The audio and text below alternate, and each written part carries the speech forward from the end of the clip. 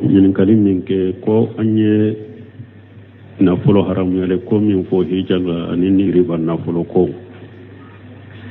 e b'a sɔrɔ mɔgɔw do e b'i ka nafolo kalifa banki la k'a mara banki la banki bɛ entrée min fara kan u b'a fɔ a ma entrée de bunu seminu ko kasara de do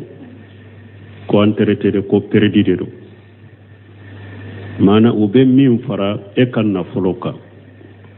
a ye ɲininkali fɔ cogo min o dɔɔnikɛbaw do ko i k'a ta min farali ta kan i k'a ta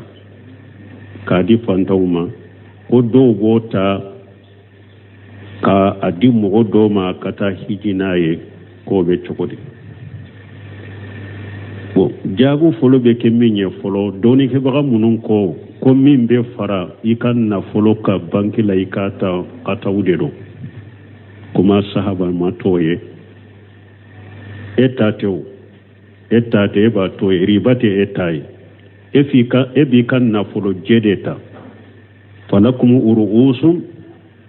amwalikum ya ayyuhal ladina amanu taqullaha wa jaru ma baqiya min riba ala yɛrɛ ka aya kɔnɔ a ko muminu a ye sira la ɲɛ min bɛ fara ka nafolo kan k'a to ye a y'a ɲɛfɛ a ko in tubutum ni fa in tubutum falakum uruus amwalikum ni mɔgɔ min hari e tun t'a dɔn ko nin ye riba ye mais e ka juru bɛ mɔgɔ la kan ka hakɛ dɔ fara kan o bɛ e ka wari bɛ banki la o kan ka hakɛ dɔ fara kan e tun t'a dɔn ko riba don mais i nana dɔn ko riba don k'a sɔrɔ wari ma bɔ yen ala ko ni tubira ka bɔ riba in na i ka nafolo jɛ in mina min bɛ fara ka to ye min bɛ fara ka to ye kana mina dɛ ibnu usaymin ka kitabu dɔ kɔnɔ fatawa durus wa fatawa fi haramil makki a bɛ lahala segi fɔ min b'a yira i ka nafolo min bɛ fara ka banki la i kana ta a bɛ ko sababu segi fɔ min b'a to i kana ta minnu ko i k'a ta ka taa u dɔn u bɛ ka taa u la Sheikh Salih Fawzani ɲininkana min bɛ fara ka ko i t'a tɛ i b'a to ye dɛ a tɛ daga e ka ta a ko ala ko i k'a to ye dɛ i kan'o ta e ka nafolo jɛ min bɛ i b'o de ta min bɛ fara ka i t'a tɛ i kana ta minnu b'a fɔ ko i k'a ta dɛ i kana to bankitigiw bolo n'u bɛ taa di kafiriw ma u bɛ silamɛya u bɛ wa kɛlɛminɛnw san n'a ye ka silamɛya kɛlɛ u bɛ silamɛya jamanaw kɛlɛ n'a ye u bɛ taa don dɔlɔ la e ta tɛ o ye o hadamaden ala ye min bila e kan e b'o de kɛ mais mɔgɔ wɛrɛ ka baara ala tɛ e ɲininka o la o min bilala e ka dɔrɔn k'e ka riba to e b'o de to ye olu taara dɔlɔ san n'a ye olu taara silamɛw kɛlɛ n'a ye o tɛ e ta ye o tɛ ta ye o tɛ e bolo et puis riba nafolo in t'i ta ye o ye haramu de i ka nafolo jɛ de tɛ i t'i ta don bon minnu b'a fɔ ko a ta i ka sara ibnu usaymin ko a ko o ye fɛn dɔnbaliya ni nalumaya de a bɛ komi mɔgɔ min ko bon banakota ni so bɛ kɛ i k'i yɛrɛ nɔgɔ o kɔfɛ ka t'i kɔ a ko o ye o de e yɛrɛ b'a dɔn nin ye riba de ye riba ta i yɛrɛ nɔgɔ ni riba i ka to o kɔfɛ ka t'i yɛrɛ kɔ a ko yɛrɛ de k'i yɛrɛ lasobi ka t'i yɛrɛ kɔ a ko et puis n'i ye riba in ta banki la yahuda ni nasara ni kafiru bɛ nisɔndiya de u b'a fɔ an ye silamɛw la dumuni riba la u bɛ nisɔndiya de n'i y'a ye u jafarila silamɛw la diɲɛ laban la parce que u b'a dɔn silamɛw kɔnɔ falen don riba la ala bɛ ala ɲɛ siranɲɛbaga de dɛmɛ olu kan mais silamɛw kɔnɔ fara riba ni junubu na u tɛ se olu la donc o la ala kulli hali ka kuma surunya dɔrɔn riba in tali tɛ bɛɛ fɔlɔ dɔɔnikɛbaa minnu ko i k'a ta i k'a dɔn yɔrɔ la i b'a tɔ ye dɛ i t'a ta i t'a tɛ hali ni kafiru taara kɛ fɛn wɛrɛ e t'a tɛ a musowiya t'i kan olu de bɛ ɲininka la kelen a filanan dɔɔnikɛbaaw ko a dɔw bɛ dɔɔnikɛbaaw ko e bɛ se ka to banki kɔnɔ yɛrɛ banki bɛ se ka perdi u bɛ se ka perdi nafolo in bɛ tiɲɛ jan ko kana taa di ne nafolo in tiɲɛna o perdi a bɛ taa di mɔgɔ wɛrɛ ma o bɛ se ka kɛ o kun o bɛ se ka kɛ fana minnu bɛ baara kɛ banki la u b'olu sara n'a ye maana ala kulli hali dɔrɔn minnu ko i k'a ta i k'a sadakati ka taa di mɔgɔ wɛrɛ ma sahalen tɛ kana maga a la i b'a to ye dɛ e ta y'i ka nafolo jɛ de i b'a ta wala min ni dɔɔnikɛbaw ko i k'i yɛrɛ ɲin'a la o ye dɛ e taara i ka wari ta banki la u ye entrée u b'a fɔ min ma entrée u farala a kan e t'a dɔn a faralen a kan e kan nafolo million kelen wa keme million kelen de edo de bila banque la mais i taro ko ka wore kera million kelen wa biduru bu ye million kelen wa biduru dima ina na nai i ko ne tara banque ne million kelen de bila banque la de mais u fule ka wa biduru faraka ala ya ke yen nin fo mo min ya kera doni ke bagay ako ni wa biduru ti tayre o ye riba ye de mais aya sura bora kaba donc ninde i yere nyini ninde la o yere sadakati de ibi yere nyina la ni ma du i yere nyina la hala sabana e tarika worita bankila million kele wa bi duru faralaka e taro ko haramu do ko yere bado adunnen ko fede e ya barobo mo doye iko ne de lakin kam mi e wa million kele de bila bankila uye wa bi duru faraka ne yo du kaba doko ye yiri boy haramu iko wi haramu ne tunta do haramu de falahuma salafa ni tunta do ko haramu da ya soro ya duka ba tubi kata ala mai kana nyogo na ke min dun ka bala ko yi tai ni la hala sabo de be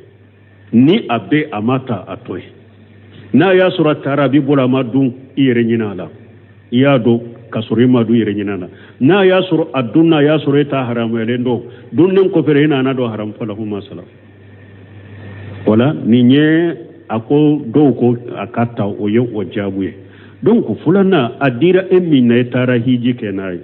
doni ko ka kuma sahalinda hiju farda binnaka bo e kai ka hiju sahara me an ko make hajju mabrurude amake hajju mabrurude me e ka hiju sahalendo farda binnaka boyka me ye hiju kenin nafuru haramu re amake hajju mabrurude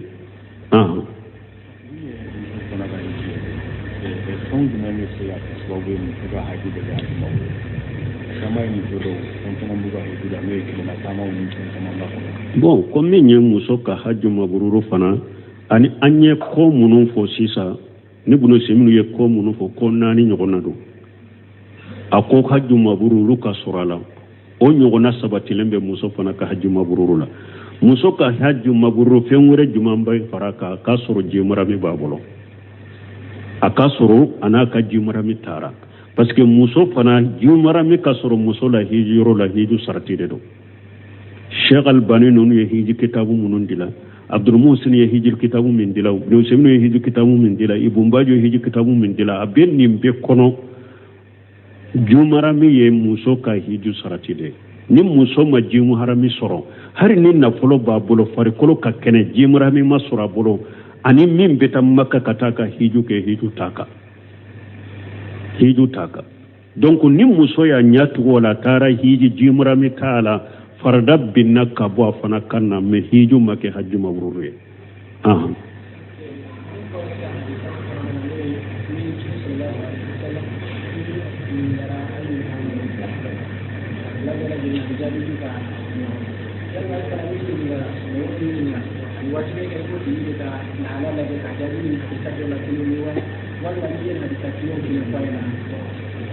bo comme ñan ko ciden tumbe be jabina kala halay woni e fana doni ke bagay woni e fana ñinin kara e be jabu ke ni atigi kala halay la sariya tigite ciden ala wahaw tumbe na alema abe mugo donu kala halay ala be wahaw ciama kam mugo do kala halay rala ete woye silamiya sare ni e ñinin kara e be jabu ke ni bil adilla Qur'ana ni sunna bila adilla ebe jabu kenan wede boni mugo min nana ema ko min ba yere kunka de sa ko min ba yere kunka ni dalila ko ni Qur'ana ko ni pente masala buna basa ya nyugona buna basa ya min nyugona ke mugo do nana bunya basma ko ni ye mugo faga ki tugu ka mugo faga ka tugu be minawa akoy ka tugu te minade akoni ye mugo faga ite ugute mena ibe do jahannaba kono ibe dume o ko fe dowre nana ma ninkele ayasor buna basani mugo munu sigilendo ayasor ulu ye kuma dome buna basana ni masaila minte ninye o ko buna basima o ko e delaka kuma min fo anye ambe kuma min do ibolo ani nyum kuma tekelenye de edella ka fo doya ko ni mogo ye tuguye mogo faga ka tubu be mina ba ko atiki ka tubu be mina me nin kon nani ma e ko atubu temina ko be dume janama ko na ye mo faga na basko akonya kolosi ni lahala ni ma mo faga folo yo aba fe kata mo faga de wode ya to nye kankari ni a fo yeta kanata mo faga uku wulila cey no fe kata ka sege sege ya soro buna basa yemmi fo de tumba kono ala ni fana ye mogo doye anani ma cogo dola dimine nani na cogo dola masala muru fere ni fule sisa muru fere ni dagara me mogo do nya bilelen nani ma muru fere ma beta kono farade e ya do ala kon ni beta mogo faga de keni muru ye kana muru fere ma de ni mogo do yi nyinen kan ni na esigile sisa ko karasa yala dagaran ka muru fere ni mawa ibe mun fo ha haramu yare ka muru fere ni ma de parce que aw ya do ali halala ko beta mo de kono faranay muru te fere o makoy ibe fatawa kere kana muru fere ni made ala donc fana be ni sugula ibe mo kala halala je ko sugula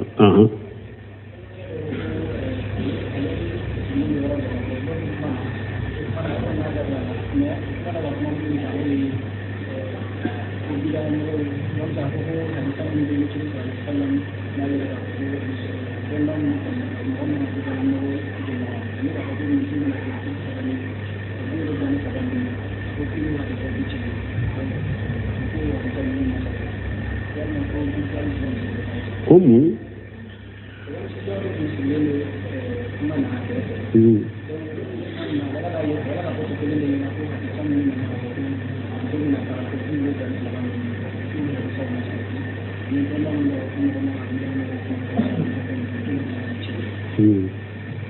Bon, ko ewa mo do tumba fo ale barola ko mo do tumnya fo do ya fo ko hadisa munun nano ko man tombe tila kata tila yoro mabbi wolon fulani saba ko sahalente ko ci ube mi fo fana ko ci don kan kana bida mo kuma nyonya ko sahalente atigi de ka kuma sahalente dro de la munun nana iba fo ni hadisa sabati lende do hadisa domba ngana mogo temenuna ananka wakati mogo Sheikh Albani nunu beyeni hadisa sa soy warana wutu Ahmad Shakir nunu hadisa domba yenni hadisa sahade manton tilali be wolon fulani sabe bodo fay hadisa yin sahalende do bida mogo kana bida mogo kuma nyogonya hadisa photo yero ala de ko Qur'an ko nagani nazala alaykum an ija samitum ayati la yukfaru bi awstahjaw bi fala taqudu mahum nunu ya ayawdu ولا تقعد ولا آية فلا دبيو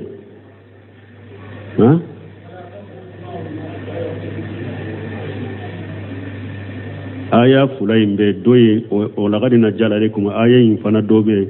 على بكوريا كتا آية منا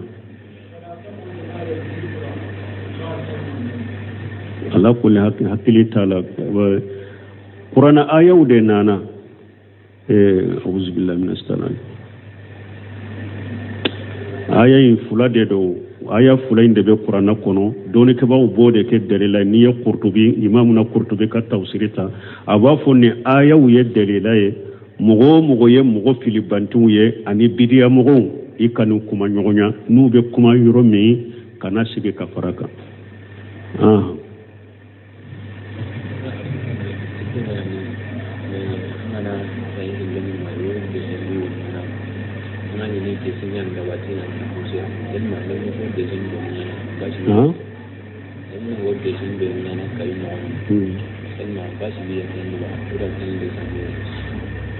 ko demisenu be dese munun ke kayla basu wala fengo fenye nima fende demisenu kanu dese ka demisenu ladde wala nima fe ku dese wo ya haramu yo te be islamiya sare Allah non semunu ba fo na tenya na ba fe ka fem misali ya ira demisenu la wuru ka fende dese o be tek bolo dese abe bolo dese ka ayiri la ni nye bolo ye kunkolo fana be desa dama ni nye kunkolo ye sembe desa dama mana kanu dese ni ma fen dese complet u kana ke kwa ube sen dese ka misaliya ira bolo be dese ka misaliya ira me kanima fen da falen dese ate be haramu do silamiya sariyadu wala wajarita alladhina yaquduna fi ayatina fala taqudu فأعرض عنهم وإذا رأيت الذين يقودون في آياتنا فأعرض عنهم حتى يقودوا في حديث غيره كم بني آية ديما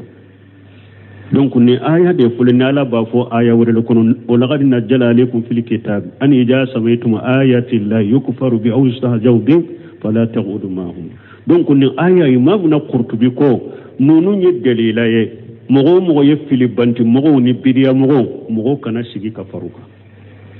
de lew de be qur'ana aya wula ka fo bidiya mogo ko fara nyogonye kani jo nyogonya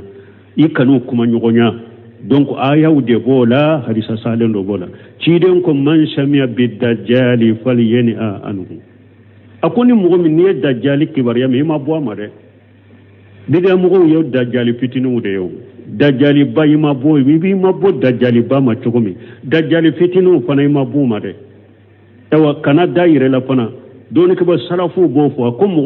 mogo kana daire ne ka hakili kan ne ka limana da fana ne mu'mini de utese kan ne fili la kana daire la ni koni ne si ha yorote konnen jani ne si ha yoroni wajulu yorote i kana bida mogo ki jenyo gonya i kana faraka mogo ye hake sunna mogo la harikateme a chama matwa chogola ya bejene mogo faratura ka bida mogo ku jenyogoye ku nyakambi nyogoye ku dalembu yero tese ko lufunu a chama labana kasirabila alakan tanga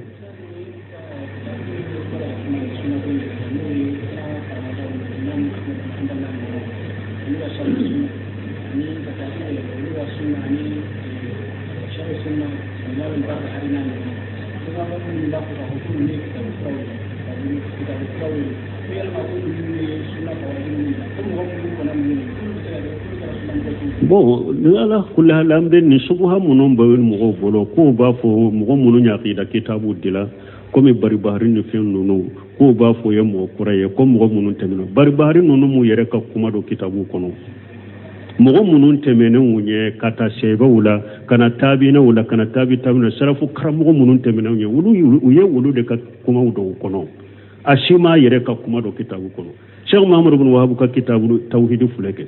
Sheikh Albani ko aye salafiyaw ka aqida be surunya kono kudo kono kitabu tawhid fuite kitabu tawhid kono qur'ana aya hadisa ube asaru sheba do ka kuma ube tabina do ka kuma donc mogo munu nye aqida kitabu dila ashima yere ka kuma do kitabu nunu kono bal har usheminu nunu ka kuma fule bunte mi afule masaila dola mbaka kitabu laje abina masaila u dola akonin tunyado ko salafu doyen ni mfonyen tumbo defo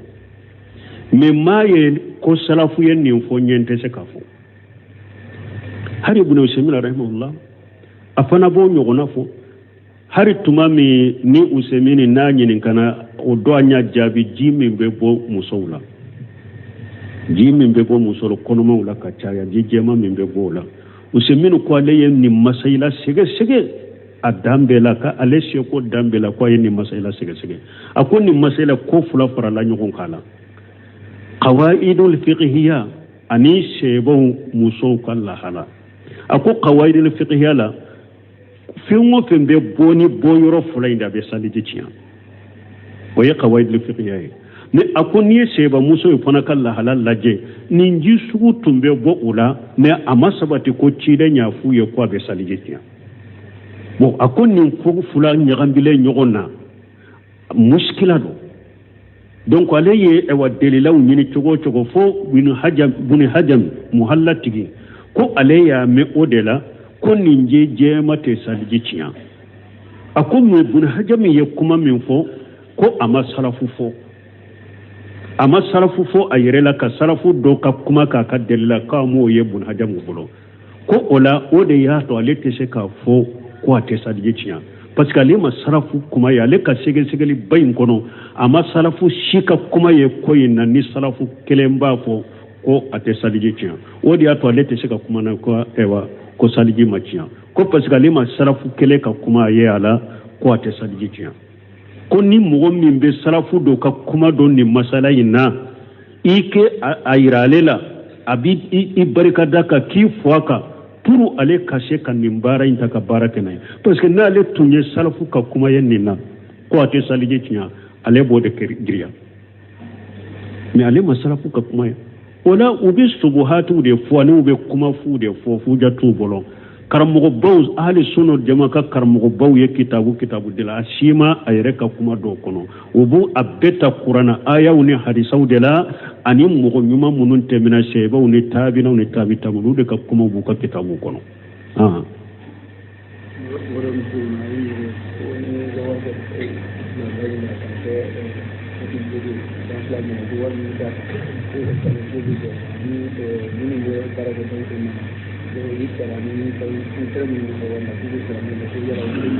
bon anye nunun jabi c'est pas la peine an ka sage nunun ka banque entrée anya jabi an ko mo yi ka wori de la sago banque konila fe min be faraka kanata itate akera min tay kontu boloku da kera fe ngure atebe banque bara nyogonya fana ka bara ke banque la anye nunun fana foya ka chaya ka teme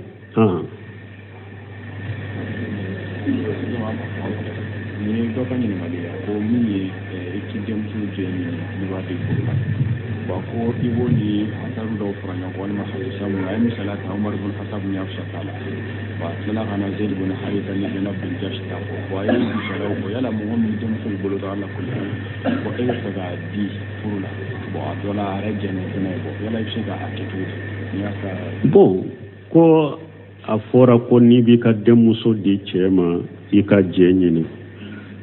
ko ambo ni asaro fara nyogon ka chogomi ko Umaru ni Hafsata ni Jaydi ni bun Harisata nununta ko nuye u ka demuso di uma jenye ni donc eko asaru ni hadisa nunu be bla nyogon ko yere folwa ni ciden tate yoromi de ambe Umaru tani ni ciden tate yoromi de Jaydi tana ni ciden ka hadisa be yoromi ciden de ko woli bikiru tusta jaru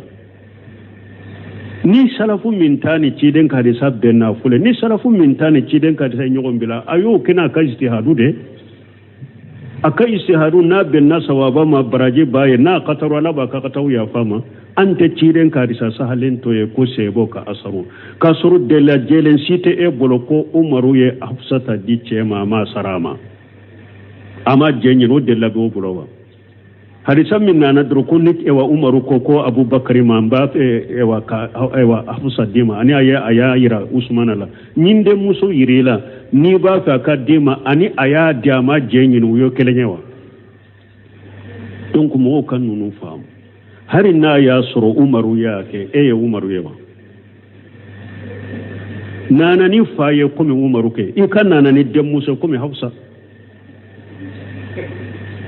nko Useminu yo nyogona jabi ci mo doma ko Abubakar tuma buno Useminu ko ewa dem muso abugo tiginama iba jenyini akonna nyene fo doba fo ko Abubakar Siddiq yamba setu di cide mama jenyini akoni mo minyenni fo nyamba fo nanani faye dem faye mimbe ko Abubakar ikana na dem muso ye mimbe ko Aisha tu ikana ni furuka ye mimbe ko mi cide anni jabi alaka hakimandama donc ciden kadi sawde nunye ni ka demuso furula ka koro ate furula ka koro ni ba fe ka do furu werela fo ka kumade karasamba fe kiti karasama hanje nanai na ya sura bugotina made do ni ba fe ka di chema aw ewa aje nyini de harinna amakuma kacha bugotinu be maloya ka kuma ka fon fa mbala na ya dado ya jenye nunu nye ciden kadi sa sadunge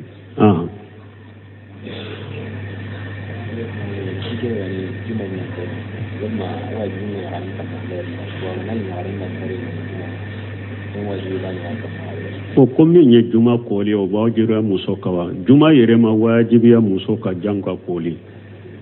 na ya kwa kani me juma koli wajibilente musoka juma yere wajibilente musoka me na juma sali aba wasa juma la sali fana sali litaka me juma wajibilente musoka juma koli wajibilente taka juma koli wajibilen be cede ka o yere doni ka ba ma biala do ko hari ce yere ka juma koli ye sunna de do ko wajibi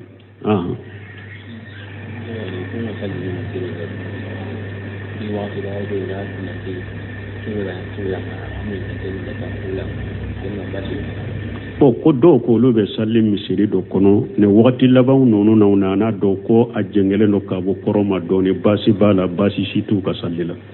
ciden ko ma bayna le masriqi wal maghribi qibla o yede madina kawde parce que madina ewa alikaba bu uka banya fanye de la donc ciden ko tile bon yoro ani tile bi yoro ni nyogonte fengo fembo la be qibla an fana an b'a fɔ ni mɔgɔ min ye ɲɛsi kɔrɔ ma tɛ ka taa kini numa fɛn o fɛn bɔ ni ɲɔgɔn cɛ a bɛ kɔrɔ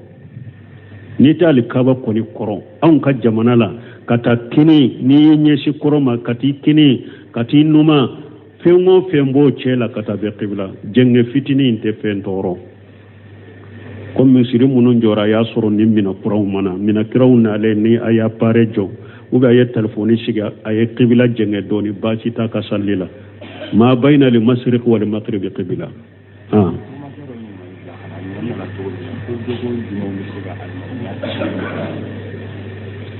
ko doko ewa jogo juman be se ka alimamiya ciya mo bolo min ko ni be se ka mo kalimamiya ciya musirikani kafiriyadi doni ko ko ni mo sallira ka salli be saha yereye akalimamiya be saha bon nun ko mɔgɔ min de kuma b'a bolo ou bien a ye kɛwale de kɛ min y'a kafiriya ou bien musirikiya kunbaba b'a bolo min y'a labɔ silamɛya kɔnɔ ni tigi yɛrɛ sallira ala ma kota ka sallira ka alimamiya tɛ sa alimamiya sahabaliya ye ninnu dɔrɔn de sinon a tɔ jogo ɲuman ni adabu de dɔrɔn fasiki ka alimamiya bɛ sa voilà k'a fɔ mɔgɔ u bɛ mɔgɔ dɔ tuhuma kɛ ni muso kɛ u bɛ karisa ye jɛnɛya kɛ an ka bɔ alimamiya la ne ye nin fɔ ya ka kɔrɔ n ko nin bɛ jamana ma tawhidi de faamu o de y'a to jɛnɛyakɛla ka jɛnɛya bonyana u hakili la ka tɛmɛ musiriki kan tawhidi faamu baliya de y'a to dolominna ka dolomi juguyara u ɲɛ kɔrɔ ka tɛmɛ musirikiya ma tawhidi baliya de y'a to tawhidi faamu baliya de y'a to gorojigine ka gorojiginiya bonyana u hakili kɔnɔ ka tɛmɛ musirikiya kan sinon musirikiya ka jugu ni nin bɛɛ ye minnu bɛ a kaburu jiyara la minnu bɛ bila jama ɲɛ ka taa kaburu jiyara ka kantigɛliw kɛ olu de ka alimamiya tɛ saha mais mɔgɔw bɛ salli olu kɔfɛ minnu bɛ dabali kɛ u bɛ katimu gosi u bɛ mɔgɔ dabali u bɛ moriganiya kɛ u bɛ kantigɛli kɛ jinɛ setanɛw ye u bɛ taa kaburuw la u bɛ kantigɛli kɛ kaburuw u bɛ bila mɔgɔw ɲɛ jama ɲɛ ewa san o san ka taa kaburuw la ka taa kantigɛli k'u ye olu bɛ tan olu ye mɔgɔba ye mɔgɔ bolo u bɛ salliw kɔfɛ mais ni e min nkalon jɛnɛya nkalon dara min na u b'a fɔ ko a k'a bɔ alimamiya la n ye tawhidi faamu baliya de minnu kan ka bɔ alimamiya la musiriki ninnu de don ayiwa mɔgɔ bɛ salliw kɔfɛ u ka musirika don salli tɛ e de ye salli tɛ olu ye aw minnu bɛ salliw kɔfɛ salli t'u ye mais gorojigɛni a ka alimamiya bɛ saha junubo b'a dɔn dɛ dolominna ka alimamiya bɛ saha dorogutala ka alimamiya bɛ saha galontigɛla ka alimamiya bɛ saha kɔrɔfɔlikɛla ka ninnu ka alimamiya bɛ saha mɔgɔ n'a sallira a yɛrɛ a ka salli bɛ saha a yɛrɛ ye a ka salli bɛ min a ka alimamiya bɛ saha donc a kan ka jamana kɔnɔ a kan ka minnu gɛn ka bɔ alimamiya la o ye musiriki ninnu de subhanaka allahumma rabbana bihamdika ashhadu an la ilaha illa anta astaghfiruka wa atubu ilayk to ɲininkali min kɛ ko an ye